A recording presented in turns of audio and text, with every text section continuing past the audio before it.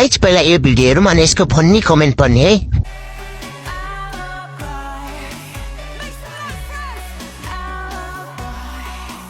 रुको जरा सबर करो।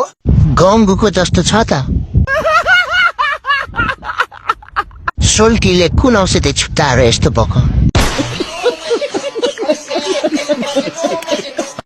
गङ्गुको मुख र भाइको मुख त उस्तै उस्तै छ त।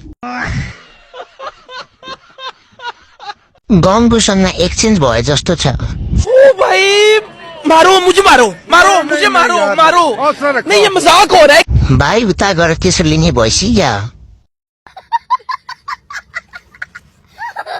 अस्ति नै अलिकति पागल थियो, अहिले त महापागल भएछ।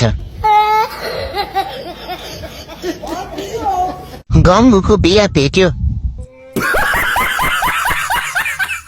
यस्तै भिडियो हेर्नलाई फन्नी कमेन्ट रिडरलाई फलो गर्नुहोस्।